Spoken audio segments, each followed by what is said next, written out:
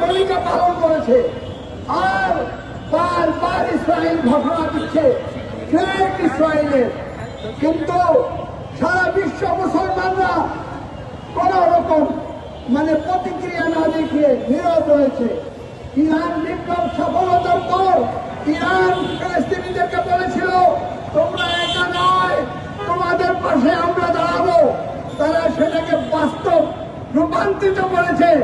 প্রথম যে কাজটি করেছে, ইসরায়েলের গ্রেট ইসরায়েলের স্বপ্ন ধুলির সাথে মিশিয়ে দিয়েছে।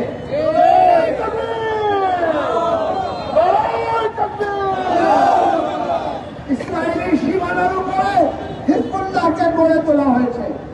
এই কারণে ইরানের তারা শত্রু হয়ে দাঁড়িয়েছে।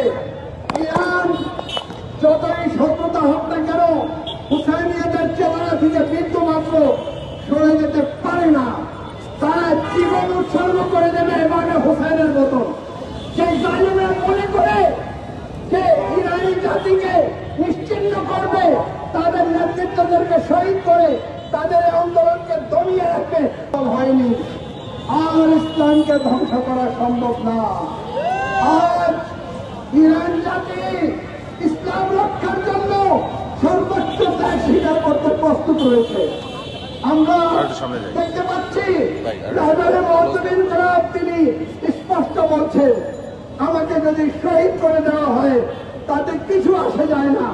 যদি আমার রক্তের মাধ্যমে ইসলাম জাগ্রত হয়, সেই শাহাদাতকে আমি স্মরণ করব, সেই শাহাদাতকে আমি স্বাগত জানাবো। এবং রাহবারে মুআজ্জম ইনকিলাব শাহাদাতকে স্বাগত জানিয়েছেন, বুক পেতে নিয়েছেন। এখন আমাদের করণীয় কি? আমাদের করণীয় এটা যে রাহবারে মুআজ্জম আয়াতুল্লাহ রুকবা খামনাইর রক্তের সাথে অঙ্গীকার করা, হে রাহবার, আপনার রক্ত মেধা যেতে দেব না। আমরা ঐক্যবদ্ধভাবে আল্লাহর জমিনকে ইসরায়েল ও আমেরিকার কবরস্থানে পরিণত করব ইনশাআল্লাহ।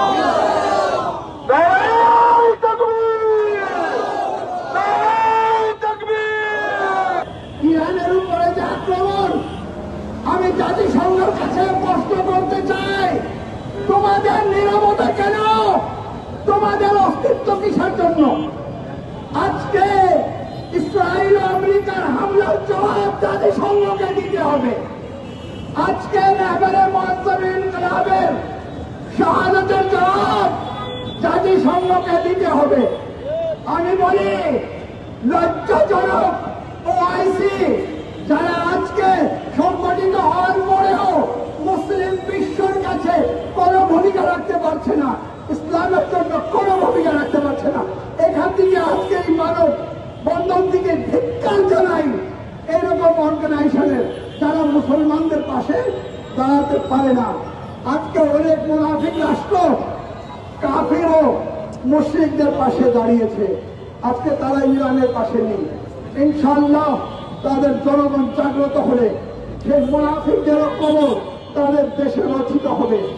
আমি বলতে চাই, আমরা ঐক্যবদ্ধ হওয়া দরকার। আজকে আমরা ঐক্যবদ্ধ হয়ে আমরা আজকে এখানে অবস্থান করছি।